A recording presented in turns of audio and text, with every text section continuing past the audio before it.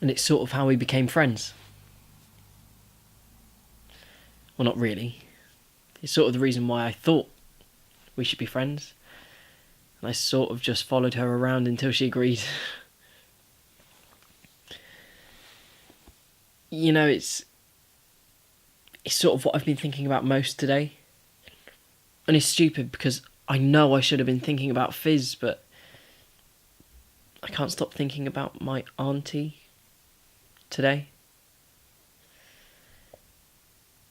She was always a bit ill. She's dead now, but she was always a bit ill.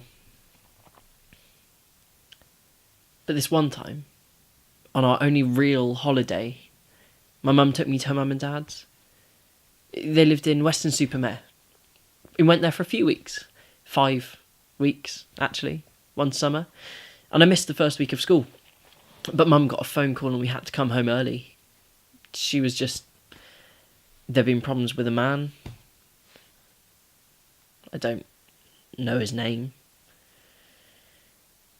But anyway, my auntie.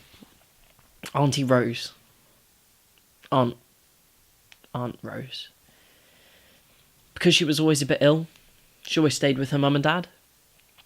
Had always stayed with her mum and dad. She'd done a bit of time in a mental hospital, but mostly she stayed with her mum and dad. But she loved me, my Aunt Rose.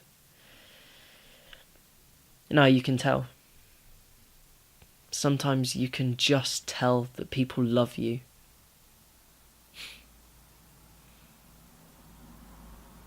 And she loved me. I was 10. And every day we'd walk down to the beach and back, just because I loved the sea and the sand. And we'd sit there, and we'd watch the sea, and we'd build a sandcastle.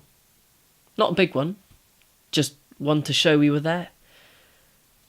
And then again, we'd sit and watch the sea for a bit, and then we'd go home. And the next day we'd come back, and the sandcastle would be gone. But it didn't matter, because we'd just build a new one.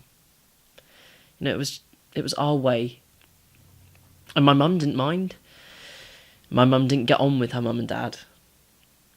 My mum mostly sat in the garden smoking. But the week we got back, and I was quite happy to be back, because I didn't like missing school, and I didn't want to get any further behind. But mum got a phone call, and it was Auntie Rosie.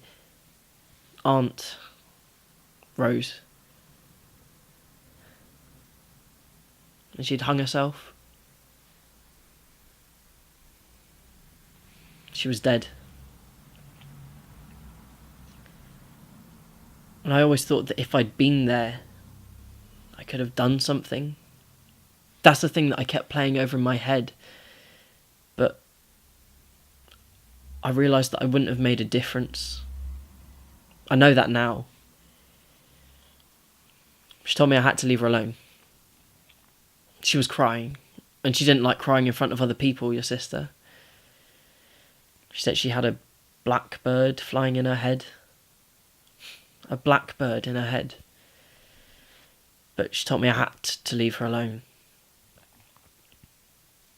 I wasn't far away though, when I heard her scream. But when I heard, I came running as fast as I could. But by the time I got there, they were all gone. She was just lying there.